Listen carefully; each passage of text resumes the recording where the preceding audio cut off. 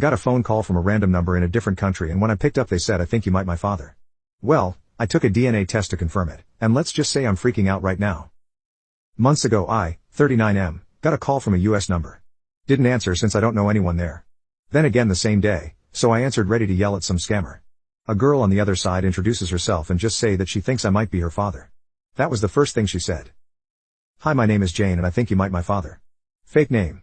Obviously I told her I don't have any children and that she has the wrong number.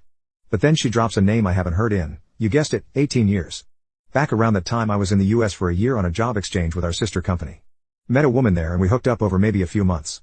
I remember buying condoms after meeting her, but I can't remember if we used them every time. Anyway, I gave her my non-US number but never heard from her again. The girl on the phone asks me if my name is Op and I freak and almost hang up on her. She tells me more about her mother and I just sit there like an idiot. She'd found my name and number in her mother's diary, and now as she turned 18 she wanted to contact me. She lives with her relatives now since her mother is unable to take care of herself for some reason. I still don't know the details there. She asked me if I'd be willing to do an ancestry DNA test and even offered to pay for it. She ends by saying I should think about it and ask if she can call me again. I just say sure and we hang up. I swear I was about to faint right there and then. The whole conversation lasted only like 5 minutes. I end up taking the test and we talk a few more times. The test took forever, but yesterday she sent me a screenshot of her profile matching 50% to mine. I mean, that's just it, right? We haven't spoken since, just messaged some. I lied and told her I've been busy and we'll talk later, which now makes me feel like an ass. Up until this point I've kept it together, holding on to the thought that I'm probably not the dad, but now I can't deny it. It's probably been half my life since I last cried. I haven't told anyone this. I was kinda hoping the DNA test would come back negative and then I wouldn't have to. How to even break this to my family? I just know they'll all want her number so they can call her and then they would start flying over to see her or bringing her here. They're really pushy like that. My mom is going to freak out. I don't see my family more than a few times a year, but we'll all get together during Easter. Should I do it then with all of them at once or one at a time? I have a picture of Jane, but not much more info than what I've written here.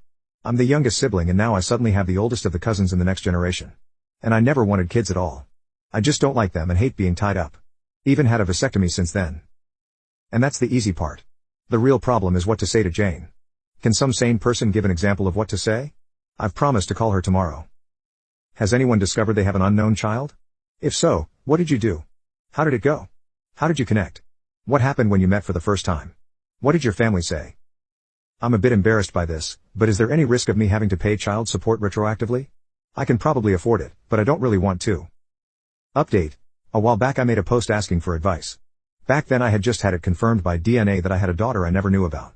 I called her Jane in the other post, so I will here too. Jane is the result of me hooking up with a woman while I was in the US working. It was really interesting to read about others' experiences in the comments and DMs. It's crazy what DNA tests have done in recent times. Some wrote that Jane is probably just a kid looking for her roots, and you were absolutely right. I've been getting a steady stream of DMs since my last post. Most have been nice, just asking for an update.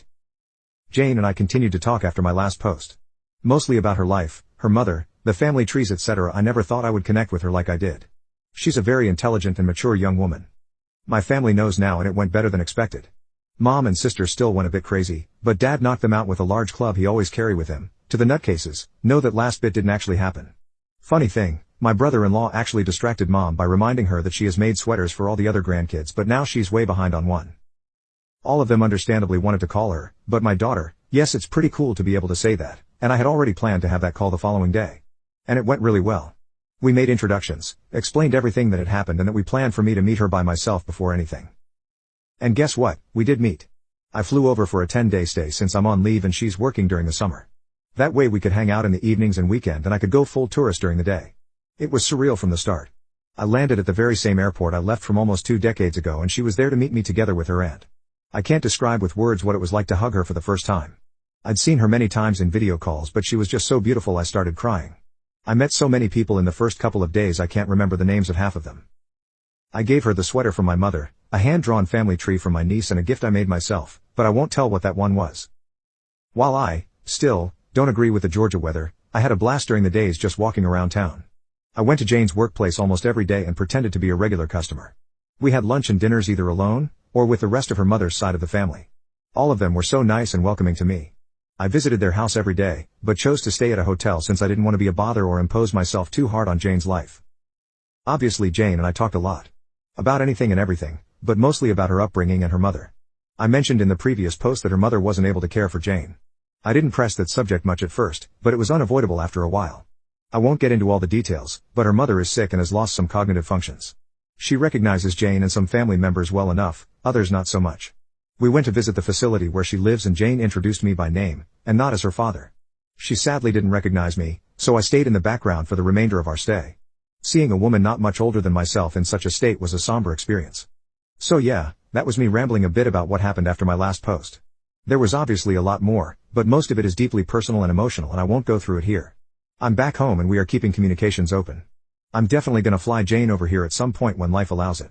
But other than that, we have no specific plans for the future. Hope you all have a nice day.